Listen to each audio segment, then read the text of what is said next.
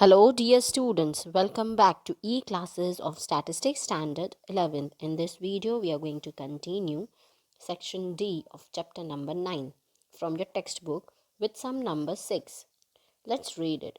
For a geometric progression, T1 square is equals to T2 and T3 is 64. Write the sequence. So T1 square is equals to T2. We all know that T1 means term first and first term is A in geometric progression. So T1 can be written as A. T2 is AR, we all know that. T3 is AR square. So this is, we know what is geometric progression. First term means A, second term is AR, third term is AR square. So now according to the information, T1 square is equals to T2 is given. So here I can write, in place of term 1 I can write A square is equals to AR. In place of T2 I can write AR. So A and A will be cancelled. What remains is A is equals to R. So here we got to know the value that A is equals to R. Now coming to T3, T3 is equals to AR square. So now putting the value, T3 is, value is given in the question, T3 is 64. So I have written here 64. AR square, A is equals to R. So in place of A I can write here R. R into R square. So 64 is equals to R into R square means R cube. So if R cube is 64, then R is equals to 4. As R is equals to 4, so A is also equals to 4 as A is equals to R.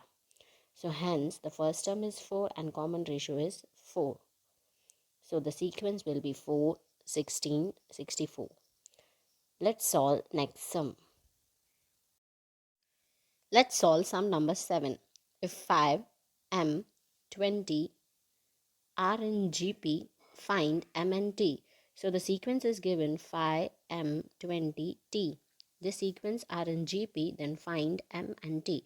So we need to find the value of M and T. Suppose if we need to find the value of M and T with the help of ratio method. So how we find the ratio? Second term upon first term and third term upon second term and so on. So by doing this, second term upon first term, that is M upon 5, the next will be 20 upon M. So M upon 5 is equals to 20 upon M. Doing this, we can get the value of M. So cross multiply, that will be M square is equals to 20 into 5 is 100. If M square is 100, then M is 10. Now we got the value of M. Now we can take out the value of T in the same way. So for T, we need to write fourth term upon third term, that is T upon 20 is equals to 20 upon M, that is third term upon second term. So doing this, we can get the value of T.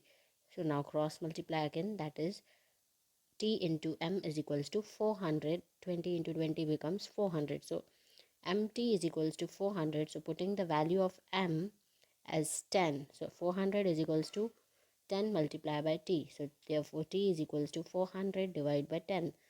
So the value of T is 40 here. Both positive and negative. Let's solve next sum. Next sum number 8 will be your homework. Now let's continue with sum number 9. For a given GP, if A is 1, R is 3, Sn is equals to 121, then find the value of n. So here the value of A is given and the value of R is given, which is greater than 1.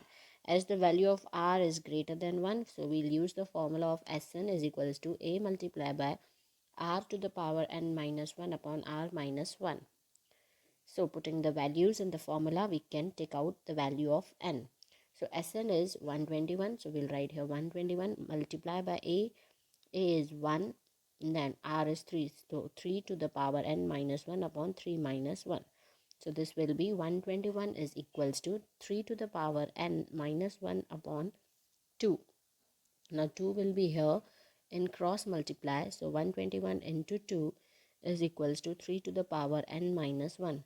So 121 multiplied by 2 is 242, and this one, when comes this side, it will be positive. So 242 plus 1 is equals to 3 to the power n. So here it becomes 243 is equals to 3 to the power n. If power is to be given 5, 3 to the power 5, the value will be 243 and is equals to 3 to the power n. So now base is same, powers will be in equals to, so n is equals to 5. So here we got the value of n, that is 5. So here we have completed sum number 6, 7, 8 will be your homework, and we have done 9. So go through the sums, revise it properly. Thank you.